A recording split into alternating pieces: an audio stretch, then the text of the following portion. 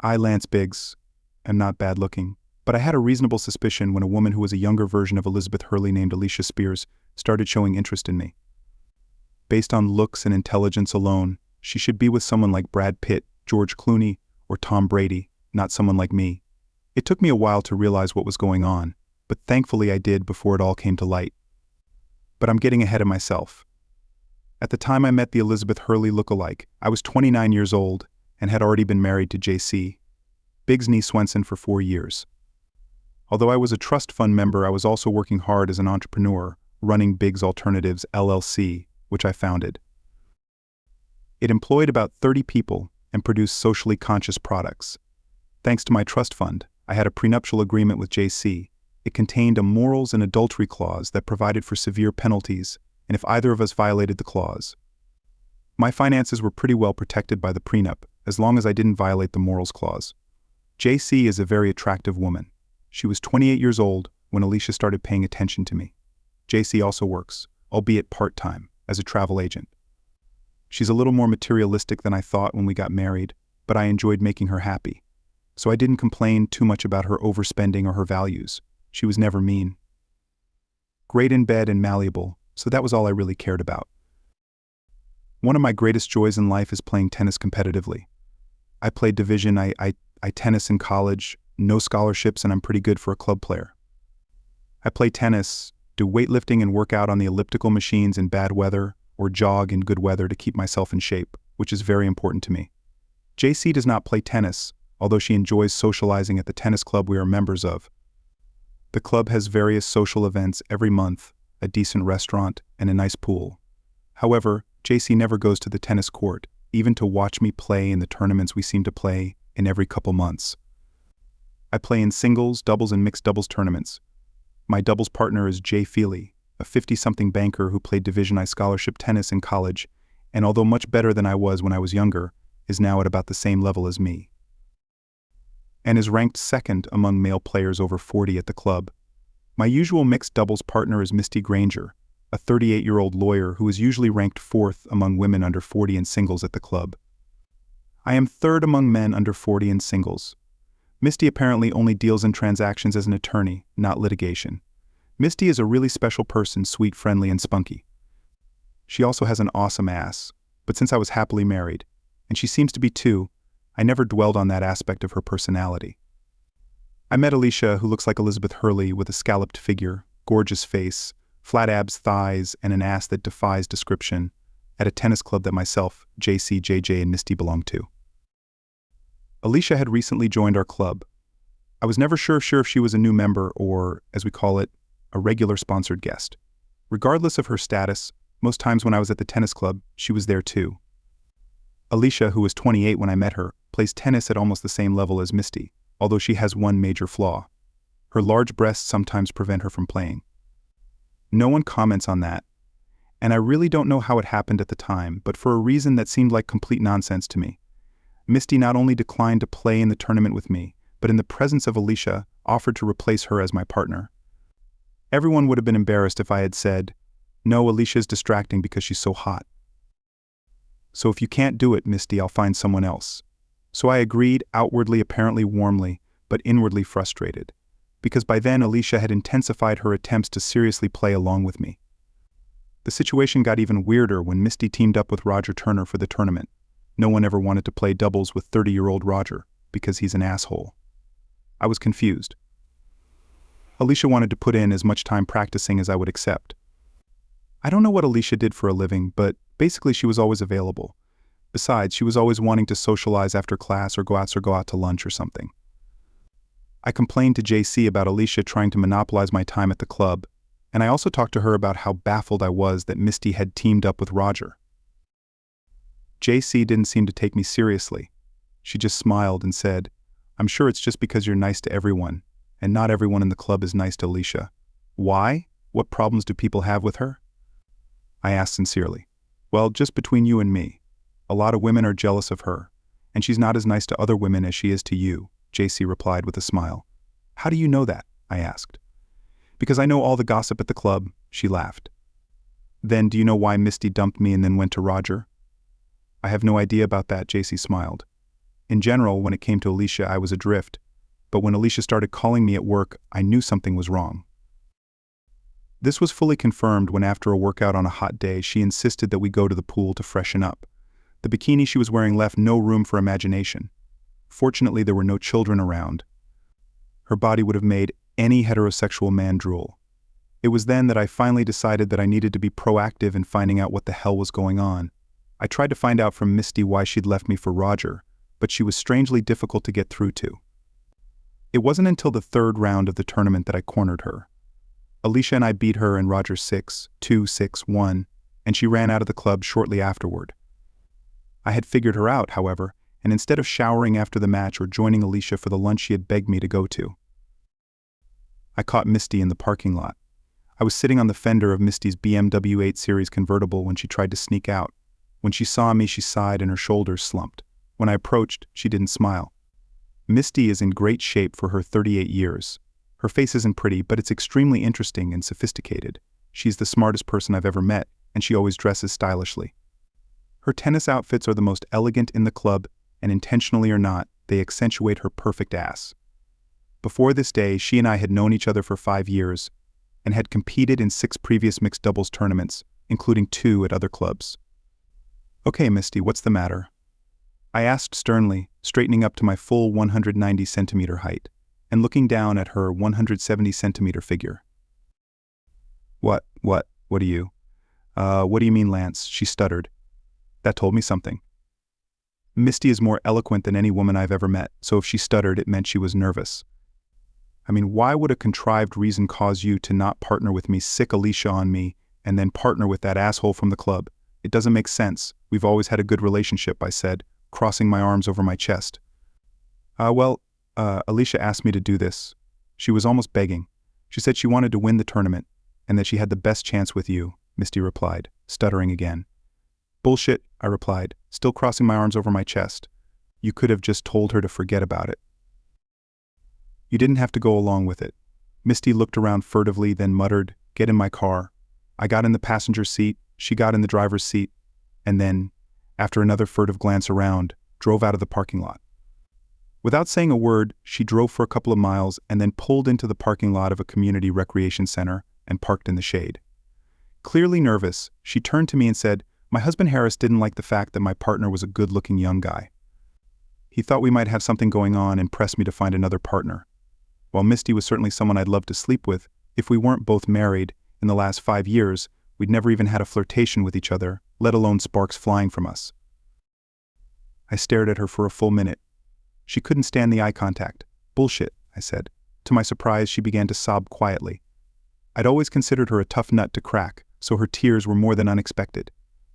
I gently held her by the shoulders until she looked up at me, and then I put my hand on her chin, gently preventing her from looking away. "Okay, Misty, I know this is something serious. Let me first tell you that I'm the person you know best at keeping secrets. If you tell me the truth, I guarantee that no one will ever find out your secret from me, and I will do everything in my power to help you. Trust me." She sobbed some more, then wiped the tears from her face and sighed. "Do you promise not to judge me?" "I promise," I answered. "Do you promise to remain my friend?" "I'll be the most loyal friend you've ever had," I parried. After another deep sigh, she said, "I don't know how Alicia found out, but there is something in my past that threatens my license to practice law. If my law firm found out, it would be very bad for me at work. And it would also be bad for my marriage, which seems to be on the rocks right now because of some of the things I've recently learned about Harris." That statement surprised me, but I tried not to show it when she continued. "Please let me leave it at that. I didn't like where this was going, but I saw no reason to upset Misty further, so I said, of course I don't need the details." Misty continued, "Alicia promised not to tell anyone if I turned down the role of your doubles partner and offered her as an alternative." Now I was truly confused. After staring into space for a full minute, my brain started working again, and I asked, "So she's blackmailing you?" "Why would she do that?" "I really don't know," Misty replied, "but she seems to like you for some reason." "I don't understand that," I replied back. "She could sleep with just about any guy she wanted. Why me?" "I don't know," Misty said. "Some people just have feelings for other people that defy rational explanation. I mean, sure, you're a great and good-looking guy, but I finished that sentence for her, but I'm not in her class as far as looks are concerned." I don't know anyone who is. Misty sighed. Thank you, Misty. I smiled, kissing her forehead. I'll keep your secret, and if there's anything I can do to help you, let me know. I'm not just saying that, I really mean it. Thanks, Lance, she said, smiling for the first time all day. Can I drop you off at the club? Just stop a couple 100 meters from the entrance and I'll walk the rest of the way. I smiled back. She did indeed give me a ride. Thanks again, I said, kissing her forehead once more. My father's philosophy had always been, if you have money, you should use it to solve problems, whether they are society's problems or your own. I rarely looked at things from that perspective, but now was the right time to take that stance. As it happened, I had hired a large private detective firm to dig into the Alicia Spears case. While the prestigious private firm I hired was conducting an in-depth investigation that involved following Alicia for a week and monitoring all of her devices, although it was still within the law, I was maintaining a relationship with her. Primarily, this meant we played tennis about every third day and tournament games on the weekends. She was becoming very clingy, and if I wasn't suspicious, I couldn't resist her. Did I mention that she was the sexiest woman possible, at least to my taste? Since Alicia was great entertainment for the men on the teams we competed against in mixed doubles, she was a valuable member of the team well beyond her tennis abilities. By the time I received the report from the law firm, we had won all 7 of our matches. The firm's lead female operative, Constance Frigo, accompanied by Sam Curtin, one of their IT specialists, presented me with the report. I have a series of photos showing what Alicia Spears has been up to over the past week. Constance began, spreading out about 24 photos on a conference room table in my office. You might recognize some of the people she's been seeing. One woman we couldn't identify, she dated 3 times, Constance continued, pointing to several photos in the top row of printouts. And some unknown guy 3 times as well, including once with an unknown woman, she continued, pointing to the photos in the bottom row. As I scrutinized the photos, things began to become clearer. The woman in question was none other than my dear wife, JC, poorly disguised. The man was John Davis, my employee in charge of equipment at Biggs Alternatives, LLC, unmasked. Now, there were many ways to deal with this. For me, the first thing was to aggressively confront everyone involved. I don't need to go into the other ways as I take responsibility. The only question was who to confront first. I considered John to be the weak link. So he was first on the agenda. The rest of the detective firm's report was also revealing. They had heard enough conversations and reviewed enough documents that they had a good lead that confirmed what I now expected, which was also confirmed by what they were able to find out about Alicia's past. I allowed their IT guy Sam to install a bug on JC's phone. I paid the bills for that, and I also asked him or an expert he recommended to do an assessment of my company's entire IT system when Andy, the expert that Sam had recommended, showed up at my office the next morning. I introduced him to John and told him that he was representing a client with whom we would have a lot of business dealings, so we should devote the entire morning to bringing him up to speed on all of our systems. John looked a little hurt, but I didn't care. By the end of the day, he would be more than busy. I met with Andy after lunch, and he told me that he and another colleague of his had, with the help of our most experienced IT person besides John, could do a complete analysis of our system in 48 hours. I wrote him a check and told him to get to work. As soon as Andy left my office, I called John over. He still looked a little upset about the assignment I had given him that morning, so I decided to punch him between the eyes. After pretending to lock the door so he couldn't open it and escape, I got down to business. First of all, John, give me your office keys, pass cards, cell phone, and all other firm paraphernalia, I said, holding out my hand. He started to protest, but my look silenced him and he complied. Secondly, Andy, the guy you talked to today, is the IT expert I hired to do a complete review and rebuild of our system. There's no way you're going to go to work while he and his colleague are doing this. Understood? John nodded his head in embarrassment. Thirdly, John, within the next hour I'm going to find out what the hell is going on with you.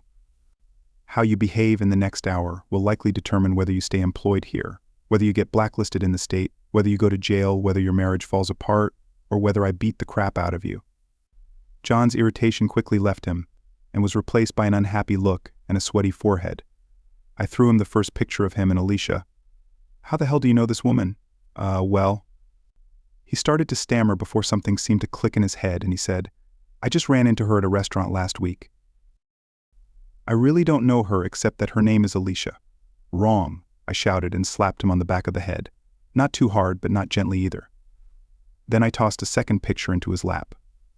This was taken on another day last week and I have more, I said with a devilish grin, holding up a few other pictures he couldn't see. Now start telling the truth. John almost cried, then deflated when I showed him the picture of him, JC, and Alicia together. Then he almost blurted out what was probably the truth. He started it with words. I couldn't help it, Lance. Alicia is so sexy that I just couldn't resist her. After I fucked her once, she grabbed me by the balls and threatened to show my wife pictures of us sleeping together, which would ruin my whole family's life. You know I have 2 small children, he blurted out before bursting into tears again. I just stood over him with my arms crossed over my chest, with the digital recorder on, as he continued his story for the next 45 minutes or so. The gist of it was that JC had hired Alicia, and John was tasked with finding out all the financial information that Biggs Alternatives, LLC had, and installing a program that, if activated, could transfer control to anyone with the right password. Since most of my personal financial files were also on the system, John was tasked with finding a way to access them so that they could be taken over, so that most of my financial assets would be at risk. You were going to betray me because of sex with Alicia and the threat of blackmail? I snapped at him when he was done talking. No, well, Alicia screwed me a few more times to give me the carrot as well as the stick. She and JC convinced me that you were doing illegal things, and that I might even end up getting a monetary reward for helping them. I grabbed John's throat, squeezing it hard enough that he realized I could crush his larynx by pushing a little harder, and then brought my nose a couple of inches closer to his nose and said, "You're suspended for a week. Get the hell out and don't come back. You're not to tell anyone about our conversation. If JC or Alicia contact you, pretend to be sick, and even go to a private hospital to get checked out if necessary. But don't meet with them or discuss anything with them. Got it?" Since he couldn't speak due to the pressure of my thumb on his throat, he nodded in agreement. I let him go, and as I opened the door, I said, "I'll still pay you for the next week, and what happens next will determine." "Now remember what I said and get out," I growled. I couldn't help myself and kicked him in the ass, causing him to crash into the hallway wall on his way out. After the episode with John, I prided myself on my acting skills for the next 48 hours while Andy analyzed our IT system. I played another tennis match with Alicia, which we won, and even had a little body contact with her afterward. I was as nice to JC as I could be, and even got her to 3 finishes in one night before screwing her while in a coma. As soon as I received the report from Andy about what had been done to my company's computer system and the attempts to access my personal financial data, I hired his assistant for the next 2 weeks to do whatever was necessary to repair any damage and make the system more secure, so that only I could access the important information. Now it was time for my confrontation with Alicia. Sunday afternoon was the first time I really cheered Alicia up since she started flirting with me. I suggested a Sunday afternoon trip to my cabin in the woods, about 45 minutes from the tennis club. During the drive, she was in an upbeat mood and occasionally put her hand on my thigh. However, as soon as we entered the house, I handcuffed both of her hands to the bar I was using for exercise, her attitude changed dramatically. She tried to take it lightly, saying, "I didn't realize you were such a pervert," but it was clear she was worried. "I'm not perverted, I'm evil," I growled. "Tell me exactly what JC hired you to do." Alicia must be either a good actress or a sociopath. Because in as serious a tone as possible, she said, "JC didn't hire me to do anything. I barely know her." "Really? Then why did you meet with her 3 times last week?" I showed her the photos from all 3 meetings. "We just met by chance," she replied, no longer so confident in her ability to lie. "Why was John, my former head of it, present at one of the meetings?" I continued, shoving a picture of him and JC in her face.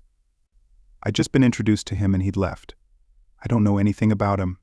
"You didn't know anything about him, even when you slept with him and then blackmailed him?" I asked, pretending to be shocked. Well, didn't." Alicia began to stammer, calm before. I interrupted her. "You're not leaving here until you tell me the truth. I'm going to chain your feet to the wall, tape your mouth shut, and leave you for an hour. When I get back, you better start talking or I'm going to leave you like this for the night, and then for as long as it takes to accomplish my goals." As I began to restrain her legs, she asked, "Can I at least go to the bathroom first?" Without interrupting my lesson, I said, "No, pee like this or put it in your panties." As I started to tape her mouth shut, she said, "Okay," but I didn't let her finish and taped her mouth tightly. "I want to make sure you're ready to tell the truth, so save it until I get back in an hour," I growled. She started to make muffled noises and pulled on the handcuffs. However, I paid no attention to her and just walked away. When I returned an hour and 5 minutes later, she was crying. I removed the duct tape from her mouth. "Please, please, please let me go to the bathroom." "I swear I'll tell you the truth," she sobbed. I released her, leaving only the handcuff on her left wrist and the other half cuffed to my right wrist, and led her to the restroom. "Can't I be alone?" she whimpered. "No," I snapped at her. She really needed to take a shit. I'd learned something that day. Even a girl as sexy as Alicia could take a stinky shit. After I handcuffed her to the bar again, Alicia told me everything. In front of the camera, there were actually 2 of them, one straight on and one in profile.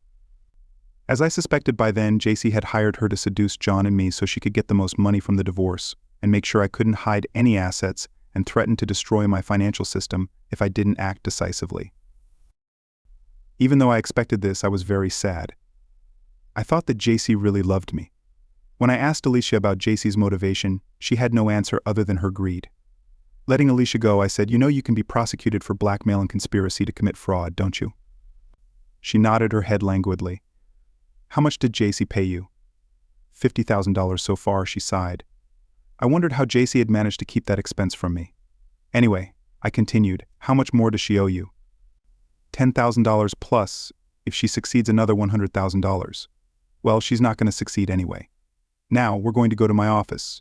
You're going to detail all the payments JC made to you in an affidavit. I'll write you a check for the remaining $10,000 and you'll leave town. You understand? I have to vacate my apartment, she started, but I interrupted her. Take everything you need for a week. Give me an address to send your stuff to, and I'll arrange to have it shipped to you. She was surprised by this.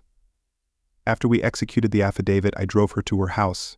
As she was getting out of my car, she smiled and said, "Now that that's settled, would you like to sleep together goodbye?" I stared at her like she had 3 heads. Her smile changed to one of displeasure before I said, "No thanks. Just make sure you don't do anything that would make me report you to the police." She got out of the car and walked smoothly away. Right after I dropped Alicia off, I drove home. JC was pulling up at the same time. With a puzzled expression on her face, she said, "I thought you were going to be gone until later tonight." "You were wrong, bitch," I growled. "What's with the attitude?" She started before I interrupted her. "Your accomplices, John and Alicia, have given up on you, bitch.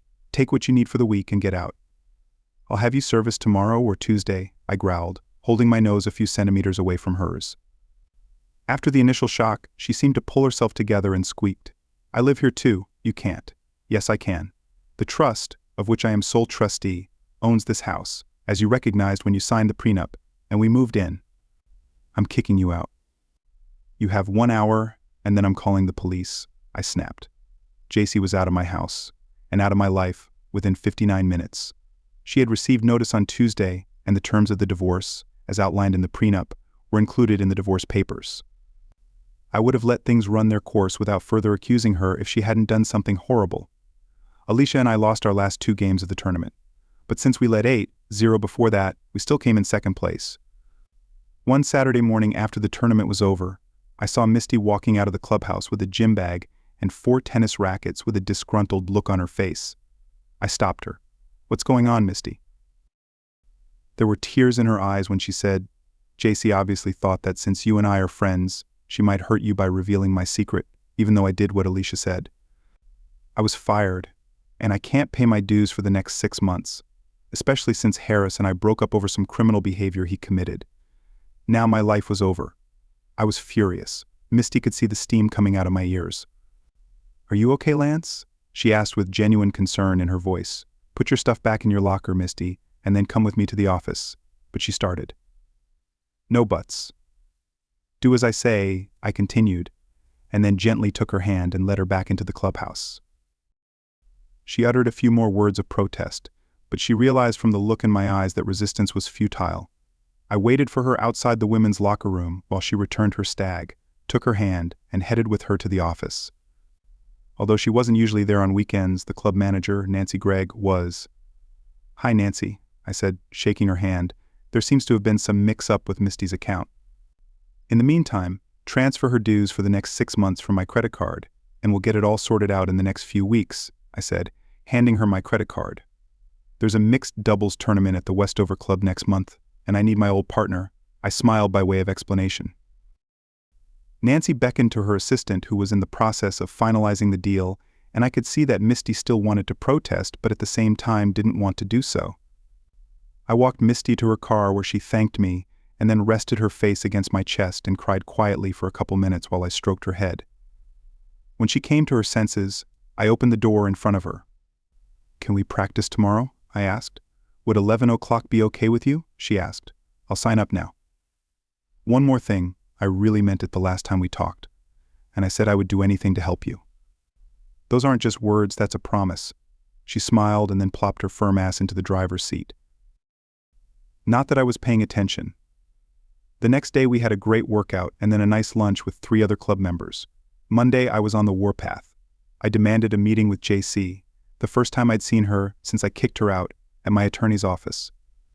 When she got there on Wednesday, I presented her and her attorney with all the basic information I had about her collusion with John and Alicia. "This is not criminal behavior," her attorney said after reviewing the case file. "The prosecutor's office might agree with you," I countered, "but we'll find out. Either way, I'll sue your client in civil court and take no prisoners." JC looked shocked. "What do you want?" she asked meekly. "Well, since you had to be vindictive and fire Misty Granger, I want the property settlement agreement we agreed on earlier renegotiated and your monetary compensation cut in half." I smirked. "Now listen," JC's lawyer started to say, but I interrupted him. "You have 2 days to make a decision. Then I go to the DA's office and file a civil suit. I think it's only through John's testimony. He should stay in my good graces if he ever wants to get another job specializing in this field, that I'll get my way." Then I got up and walked out. By Friday, she had agreed to my proposal. While the divorce process was going on, now everything was going smoothly. It was only a matter of time since all the issues had been resolved. I still couldn't understand why JC did what she did. I still couldn't bring myself to ask her about it, since I couldn't stand being in her presence. Then something else happened that took my mind off the issue. Misty called me at night about a week after my meeting with JC. After a short conversation, she asked, "Did you really mean that you would help me?" "I've never meant anything else in my life," I grinned. "Can I come back in about 10 or 15 minutes? "I'll leave the light on for you," I replied. Misty did indeed show up about 15 minutes later. I hugged her and offered her a glass of wine. She accepted, and we sat down at my kitchen table. "I'm so embarrassed, Lance. During the divorce proceedings, I learned that Harris had lied about our finances for the entire last 2 years. In addition to some criminal behavior, he gambled away all of our money. He has gone to an undisclosed location, which will at least make the divorce easier. But the bank is going to take my house. I know you have at least 3 guest rooms. Can I stay in one of them until I get a job and get back on my feet?" I had to suppress the lustful thoughts that flashed through my head when she asked that. I'd always liked Misty, and I thought she was pretty and, well, she did have an amazing ass, but I'd never really considered her as a suitable match before. Now things had changed in my life. I didn't think it was fair to her that I looked at her that way when she was going through a hard time, and I didn't want to take advantage of her, but I also couldn't refuse her desperate request. Responding, I vowed to keep my lustful thoughts in check. "Of course, Misty, I told you I'd help you, and I will. When do you want to move in?" "Well, I have a sale this weekend, and the bank wants me to give them the house next week." "Would next Monday be okay with you?" "Sure," I said, smiling and squeezing her hand. "Besides, I'm selling my expensive BMW convertible and buying a cheaper and more practical car. Will you be able to help me?" We spent the next hour in pleasant conversation. We hugged goodbye, which again made me suppress my lustful thoughts. That weekend I helped Misty with the Saturday yard sale, and Sunday morning we played in the first round of a tournament at the Westover Club, and won. Sunday afternoon I went with her to sell her BMW and buy a regular Honda, which brought her about $10,000, enough to pay off some other debts, after she paid off her car loan. On Monday I put everything she didn't sell but wanted to keep into a small storage unit, and on Wednesday she moved into one of the guest rooms. Saturday night we went out to celebrate our new place together, and it was nice to have someone else living with me, as I didn't like living alone. Our nice living arrangement changed dramatically when we got home shortly before midnight. I had never seen Misty consume much alcohol before, but that night she had apparently drunk more than her body could properly metabolize. Because although she wasn't actually drunk, she didn't feel any pain. After making coffee, we sat down in the living room to chat. After about 5 minutes, she drained her cup and then came over and sat on my lap. As she looked into my soul, or rather my eyes, she murmured, "You know I would be helpless if you wanted to take advantage of me. There's no way I, a little one, could fight off a big beast like you. Then you could tie me to the headboard of the bed and do whatever you want to me, and all I could do is beg you to stop. I'm completely at your mercy." By the time she finished her monologue and stuck her tongue in my ear, I was hard as a rock. Then, for the first time in my life, I acted like a caveman and did exactly what she predicted. My release, my first sex in months, and the most intense I could remember, fried my nervous systems. I think hers did too, because we just lay together for a long time. Eventually we came to our senses completely and looked into each other's eyes. "You're a goddamn animal," she moaned, tracing a few quick kisses over my lips. "You're a gorgeous woman," I murmured in between kisses. "Time for some more fun," I giggled. I saw stars and exploding Roman candles. She seemed to be too. My brain must have been overflowing with endorphins because I don't remember how we ended up in each other's arms, covered in a blanket and sheet. But that's how we woke up the next morning. As we looked into each other's eyes, ignoring our mutually disgusted breathing, I said, "It was the most beautiful thing I've ever experienced in my life." Misty's eyes widened and she blurted out, "Ha ha ha," before she smiled and said, "That's the nicest thing anyone has ever said to me." We kissed and decided we had really bad breath. We brushed our teeth and went into the kitchen to have breakfast naked. While I was toasting bread and Misty was making scrambled eggs, she looked at the clock. "It's almost 10:45 and we have a match at 1 o'clock. We'll be useless," she grinned. "Yeah, but it was worth it." I smiled, kissing her and pinching her ass at the same time. We might have actually been in really good shape for the match if we hadn't hooked up in the shower before we left. It really wore us both out. We lost the first set 6-1. Although Misty still seemed lethargic, I was just starting to come around and we were leading 4-3 in the second set. After that, all I could think about was sex with Misty, and we lost the second set 6-3 to a team we should have beaten 6-2, 6-2. After we exchanged handshakes with the other team, I plopped down on the bench next to the court. Misty came over and sat on my lap, wrapping her arms around my neck. "You just needed some fun in the shower, didn't you, animal?" She grinned, then bit my nose lightly. "I didn't see you fight back, you evil whore sorceress." I grinned back. "I guess you're right." She smiled again, kissed me quickly, stood up and said, "Now I need a nap. Take me home." "Yes, Ma, I am," I replied. We did take a nap, but only after she drove me to another amazing finish line. For the next few weeks, things went smoothly between Misty and me. She no longer pretended to live in the guest room. Instead, she just moved her clothes and toiletries into the master bedroom where JC's stuff used to be. For some reason, we never came close to having a serious conversation. We both enjoyed each other's company so much, whether we were having sex, taking nature walks, playing tennis, or just sitting together reading a book or watching TV, that neither of us seemed to want to rock the boat. That's not to say that I wasn't thinking about the future, and I'm sure she wasn't either. It's just that we were afraid to talk about it out loud. Fortunately, thanks to my father and I intervening, Misty was able to get a job as a paralegal. She complained that she wasn't paying my rent. I took it lightly, saying her carnal services were enough. "You arrogant bastard," she wailed pretentiously, playfully punching me in the chest with her fist until I threw her down on the bed. I'm not sure how long things would have gone on if neither of us had decided to have a serious conversation when about 6 or 7 weeks after she moved in with me, she started throwing up in the mornings. The second morning after it happened, at breakfast, which I was eating and she was only picking at. I playfully asked, "You're on the pill, aren't you?" "No, but I can't get pregnant." A few years ago, before I even knew he was a player and a criminal, Harris and I tried unsuccessfully to have a baby. We went to a specialist and I was told I couldn't have children. She then started to explain the biology or physiology of the situation, but I stopped her. "You talk too much," I laughed. "Still, I think you should see your obstetrician-gynecologist." "No, it's no use," she said. But I didn't take that as an answer. That evening on the way home, I stopped by the drugstore and bought all 3 sets of home pregnancy tests they had. When I handed them to Misty, she blushed with embarrassment. "I told you I'm not pregnant," she said. "So you don't mind testing with these kits to prove it to me, do you?" We talked. We didn't argue. We'd never argued until now, for a few more minutes before she agreed, just to get off my back. 10 minutes later, she came out of the bathroom with her lower lip quivering. "I can't believe it," she muttered. I took the test devices from her. One had a very bold plus sign on it, another had a very bold double dash, and the third one said pregnant in bold letters. She cried and buried her face in my shoulder. "Now you're going to kick me out. You don't want a fat old woman 9 years older than you ruining your life," she sobbed. Within seconds, my mind cleared. Weeks of kicking the can down the road instead of having a serious talk with Misty had led to a decision. I started laughing.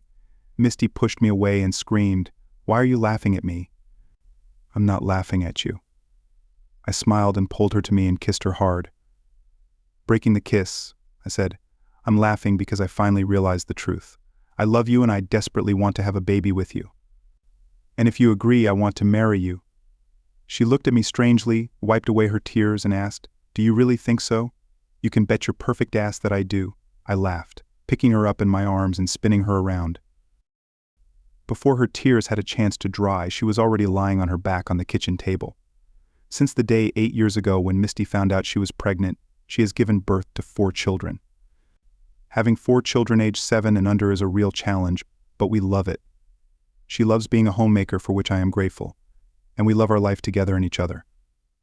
When we have the opportunity to hire a few babysitters for the kids, we still play together in the mix, but no longer in tournaments. Every day I thank my mysterious ex-wife fraud, JC, and her sexbot accomplice, Alicia, for unknowingly making me the happiest dude in the state.